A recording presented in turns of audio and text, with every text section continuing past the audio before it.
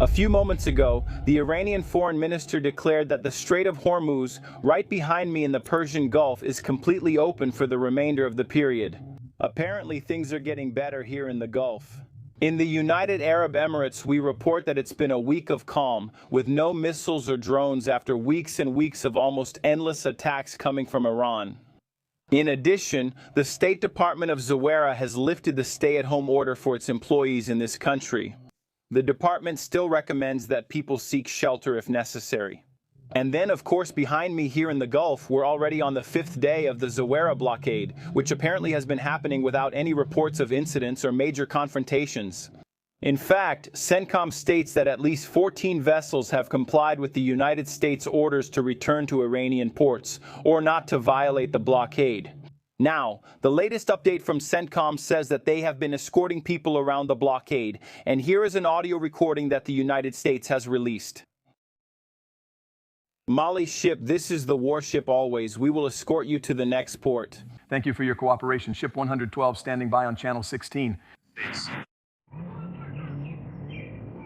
Ontem, o presidente anunciou cessar-fogo de 10 dias entre o Líbano e Israel. Há poucos minutos, um oficial disse que as forças de defesa de Israel permanecem no Líbano para manter as posições capturadas. As forças de defesa escreveram: A refuge for military personnel or politicians continues to be the goal of the campaign.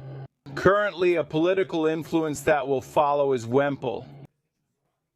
Com esse objetivo, enquanto is there pressure on the Lebanese government? Here in the United Arab Emirates, the State Department has lifted the alert for employees, and the Emirates declare victory over Iran. An official wrote, Iran lost and the Emirates won. We were targeted by 2,800 Iranian missiles and drones, shooting down 96% of them. The American role after this war will be even greater. The partnership among the Emirates, the Gulf, and Washington came from years of trust and joint investments, now live from the Gulf. We are, of course, following the possibility of a second round of peace negotiations in Pakistan this weekend. Yesterday, the president said that these talks could take place there and even mentioned the possibility of going there personally. We will continue to monitor what happens now that Iran has apparently given up its so-called contract. In the Strait of Hormuz, the peace negotiations may not be in Pakistan, but we are monitoring everything and will keep you informed. Marta, Bill. Yes, very interesting. An interesting statement from the Dubai press office. Thank you for sharing, Matt Finn. Yes, a lot going on. We're back to the map in the Persian Gulf, an area that has been the focus of the entire world for the past 48 days. I want to show you the details now. These are the ships in the Persian Gulf, right? In red since the beginning of the war. These are the ships that basically stayed in the Gulf off the coast of Basra, the coast of Kuwait and Saudi Arabia. Look how they're clustered around the United Arab Emirates. I mean, so many of these ships got stuck here. I'll show how the Zaghiri blockade affects the Iranian ports. The blockade has been in place for a few days, and you could say it's been a success so far. Today is Monday, right? April 13th, that's it. Here we have Oman, Iran, and Pakistan with the line that the Zamua Navy drew for the ships in the Iranian ports. These vessels in red stopped at some port in Iran. Meanwhile, the blue ships are enforcing the blockade here in the Gulf of Oman. Later on Monday, other red ships left through this route, indicating that they also used Iranian ports for some reason. All of them were forced to return on Monday. On Tuesday, a similar pattern, red ships crossing the blockade line.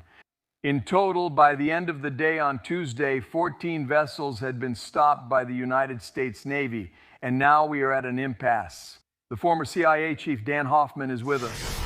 Dan, good morning to you. I want to know your reaction to the breaking news.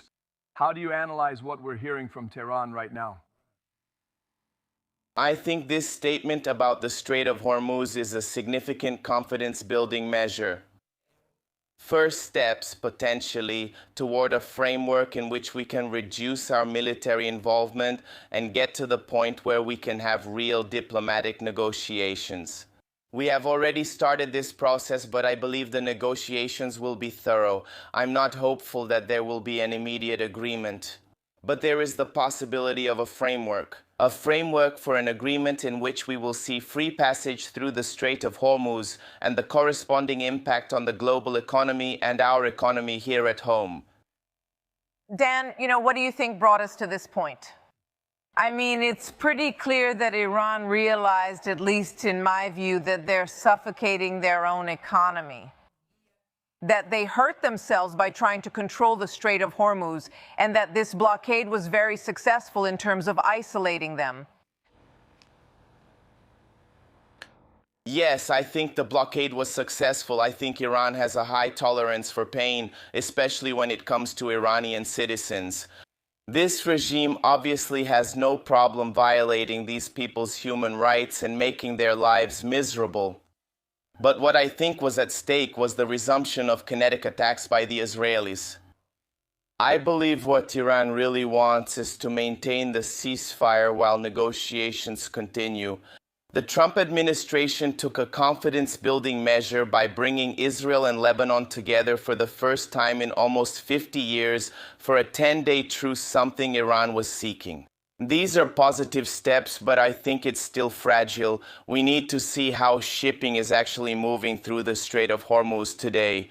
But there are reasons for cautious optimism now.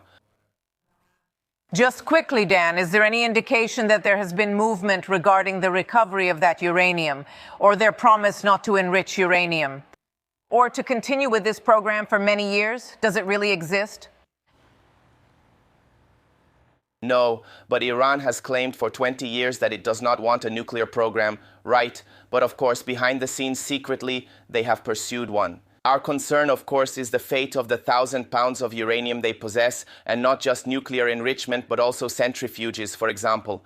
The danger is in the agreement's details. If Iran could develop centrifuges and there was a moratorium on nuclear enrichment for 15 or 20 years, when that moratorium expired, Iran could quickly produce a nuclear weapon. This worries the president. That's why I don't think he'll accept any kind of agreement based on a set time frame. Okay, you mentioned Lebanon. Let's focus on that because these two leaders might shake hands soon. Let's wait and see. The president posted this on Truth Social regarding Hezbollah. They've been in Lebanon for decades. He said, I hope that Hezbollah acts properly and appropriately during this important period. It would be a great moment for them. No more deaths. There needs to finally be peace. Dan, do you believe that in southern Lebanon, where Hezbollah is strong, the Lebanese army can patrol the region? Or do you see the possibility of the Lebanese army going to war with Hezbollah? Yes, that's exactly the crucial point, Bill. I think Beirut and Tel Aviv would like to reach an agreement. It's not possible for us to have diplomatic relations between Israel and Lebanon, which would be positive. We need to strengthen the capacity of the Lebanese forces. We've been trying that for years. But we need to commit ourselves, not just the Americans, but our European partners as well, so they can confront Hezbollah. They should have the monopoly on force. They must ensure that Iran does not use a terrorist proxy group to cause harm to other states like Israel. At this moment, Israel controls a strip of territory about 6 miles wide in southern Lebanon. Prime Minister Netanyahu wants to continue controlling this area. Well, once again, this will require ongoing diplomatic work from now on. Very well. Welcome. That's Dan Hoffman's immediate reaction.